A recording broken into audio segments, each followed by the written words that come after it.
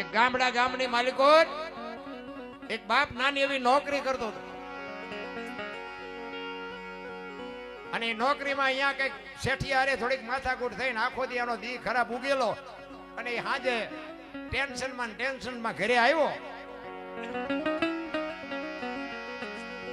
આ બેનું માટે ખાસ કહું છું કે ઘર ધણી ઘરે આવે ને એટલે એને શાંતિથી પેલા બે આવવા દેવો, પાણી આપવું, પાથરું આવ્યા ભેગું ગળે ન સોટવું. અમુક બૈરાની આદત જ એવી હોય.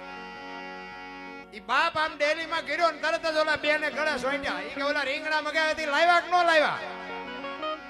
હવે ઓલો અહીંયા ઘરે અહીંયા કારખાને ડખો થયેલો ને એટલે ટેન્શનમાં એ રીંગણા ભૂલાઈ ગયા. એટલે ઈ કે હા એ તે મગાવ્યા હતા પણ ઈ કે મારા એને આ કઈ વાત ન કરી કે મને ટેન્શન હતું મને આમ હતું પણ ઈ કે ભૂલાઈ ગયા અને ઉધડો લીધો. તમારું તો આવું ને આવું, તમારે તો મગજ નથી ને તમે તો પાગલ જેવા છો ને તમને તો રોટલો ન દેવો જોઈએ ને તમને તો આમ ન કરવું જોઈએ. આ બિચારો ઊંધું માથું ખાલી અંદર ઘરમાં ગયો. ઈ રૂમમાં છોકરો બેઠો હતો. છોકરાએ ચર્ચા સાંભળી ને તો છોકરો મીડિયો ડકડકાવા, બાપા આવું નો હાલે, તમે તો ઘરના મેન છો, તમે ભૂલી જાવ એમ કેમ હાલે, ફલાણું ઢોકળું. ઈ મીડિયો બોલવા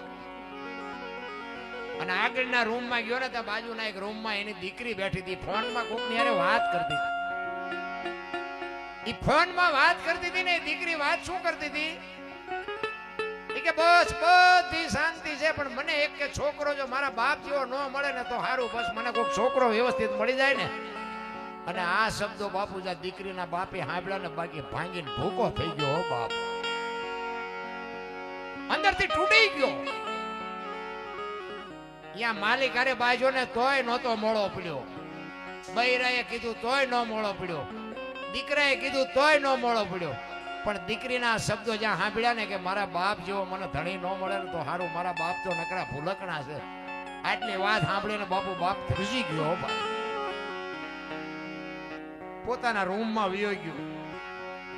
પાણી આપ્યું પણ બે ઘૂંટડા પીધીને પાણી ના પીધું. વિચાર કરવા મનાણો કે હું કોના હાટું મથું છું, આ રાત ને દી હું આ રડું છું કોના માટે? જો બૈરાને કિંમત નથી, દીકરાને નથી, દીકરીને નથી, તો હું આ ગધાડા ઘોડે કોના હાટું કરું છું? ઘોંભરે સીડ્યો. હો ભાઈ જમવાનું આપ્યું પણ બાપુ જમી ન શક્યો. થોડુંક જમી અને પોતાના પલંગમાં આડો પડ્યો. અડધીક રાત થઈને બાપુ નીંદર ન આવી. હો પડખા ફેરવા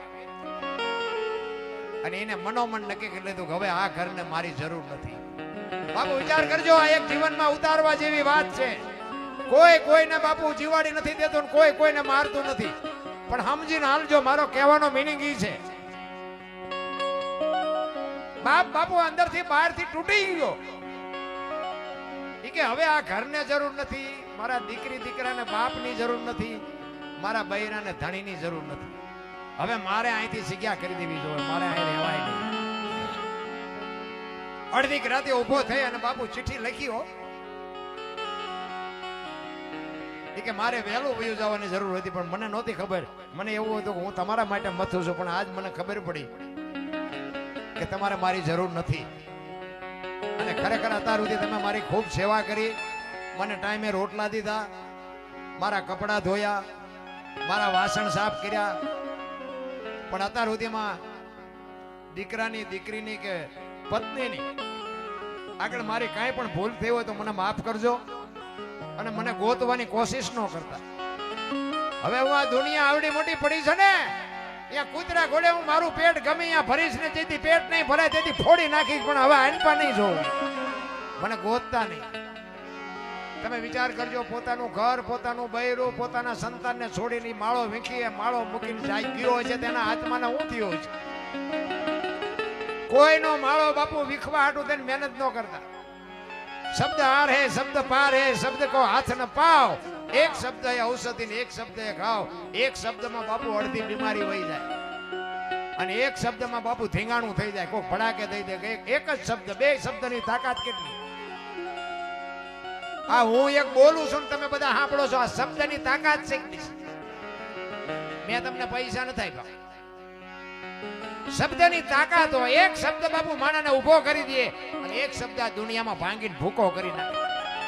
એ ચિઠ્ઠી લખીને એનો બાપ બાપુ રાતે નીકળી ગયો અને સવારે આડોળો જોયો એ કે છોકરાએ જોયું, એની દીકરીએ જોયું કે મારા બાપા નથી, ક્યાંય જાય છે, આજુબાજુમાં જોયું, એના ઘરવાળા એના પત્નીએ જોયું, અને એમાં દીકરીના હાથમાં ચિઠ્ઠી આવી અને ચિઠ્ઠી વાંચી કે મારા બાપા ચિઠ્ઠી લખીને ક્યાંક વિયાઈ ગયા. તો એની પત્ની કે કાંઈ વાંધો નહીં, આપણે ક્યાં કાઢ્યા છે, એમને હાથે ગયા છે ને, એમને જાવું હશે ને ગયા હશે, આપણે ક્યાં એમને કાઢ્યા છે. પણ આને ખબર હતી કે બેટા મારા 15 થી 20 દિન મહિનો થાય ને પછી જો આ બાપ નો સાંભળે તો દુનિયામાં બાપ કોણ કે. ઈ મહિનો થયો, દૂધ વાળો આવ્યો, એ કે પૈસા આપજો કાલ, નકર કાલથી દૂધ થશે બંધ. પેપર વાળો આવ્યો, એ કે પેપર ના પૈસા કાલ આપજો ને પેપર થશે બંધ. ત્યાં દીકરીએ કીધું કે માં ગેસ નો બાટલો ફૂટી રહ્યો. દીકરાએ કીધું એ કે કાલ કે લાઈટ બિલ આવ્યું. મેડા ચારે બાજુથી વંટોળિયા ચડવા. અને પછી બાપુ એ પત્નીની આંખમાં જળજળી આવવા માંડ્યા કે આ તો આ બધું કેમ હાલતું હતી અત્યારે ખબર પડી. એ કે હવે હું કરશું